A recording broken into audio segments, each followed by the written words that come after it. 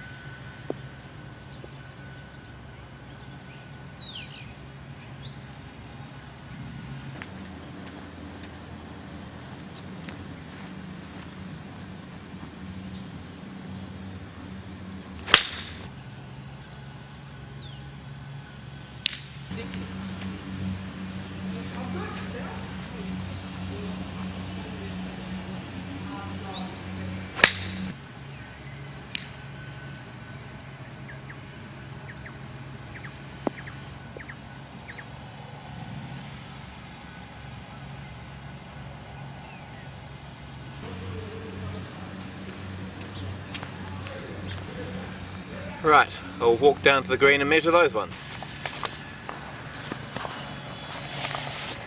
Right, so I got 4 nearest the green, 1 shank. Whoops. What I'm going to measure is, I'll show you right here, that last little bit of trail parallel to the direction that I was sitting in. So I'll go get my measuring tape, note those numbers down, and then hit another one. Now I'll hit 5 with the TaylorMade.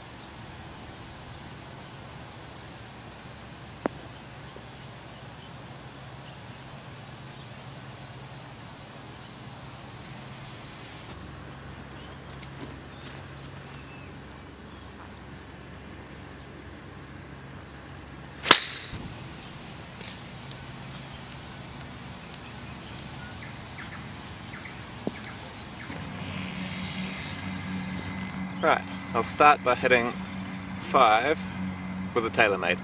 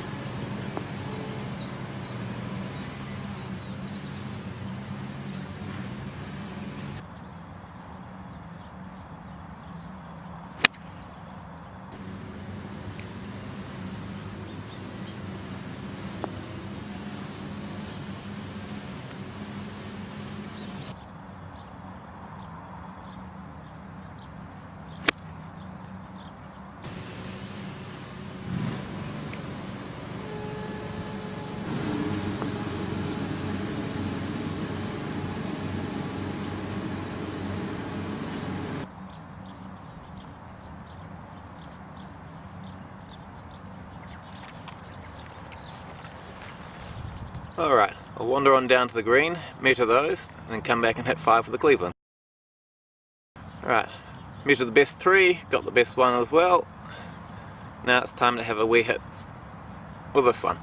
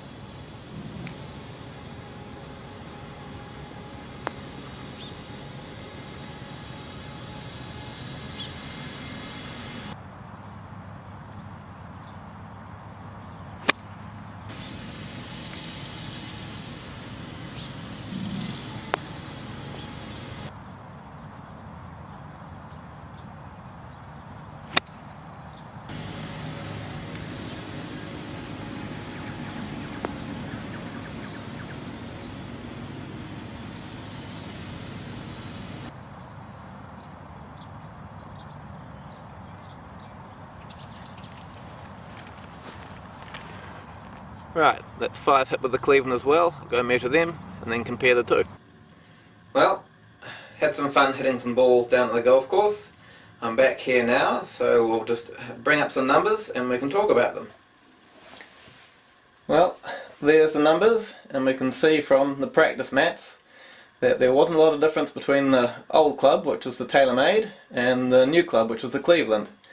If you look right down to the bottom row, that gives you the average of the best 3 shots, and there's only 10 centimetres in it, so that's roughly 4 inches. So not a lot of difference there. So why wasn't there a lot of difference between an old wedge and a new wedge? Well, wedge spin comes down to a lot more than just the grooves on the face. It comes down to also where you hit the club face with the ball, what your swing looks like, how fast you can swing. If you want for a good description on spin with your wedge shots, go to Rick Shields. Him and Dan Whitaker have a good discussion about that. If there was going to be any difference between your wedges, you think the place where that would show up the most is when you're hitting out of the rough, when the grooves really have to do their work. So we'll have a look at those numbers now. Right, so there's the numbers for hitting out of the rough as well. So if you excuse the wee math mistake in the TaylorMade column, you can see that the TaylorMade was substantially shorter out of the rough from 60 yards out. 2 metres versus 3.4 metres just about, so that's a whole 1.4 metres. We'll have a quick discussion about that as well. Right, so if you think there's going to be any difference between the wedges, it would really show up in the rough, and it did. The old wedge won. despite having quite well and truly worn grooves. So why did the old wedge win over the new wedge? Well, the old wedge was made under the old rules where they allowed wider grooves for the wedges. New wedge, being a newer one, has got the skinnier grooves. So despite them being a bit deeper, I guess it just proves that out of the rough you want width in your grooves, not necessarily depth. So, is there any difference between an old wedge and a new wedge? Yes, there is. The older wedge grips the ball a whole lot better out of the rough. So if you are looking for a new set of wedges, probably the best thing to do is find a really good set of old wedges. If this is the last episode of Chop and Hack Golf, thank you very much. I've enjoyed the ride.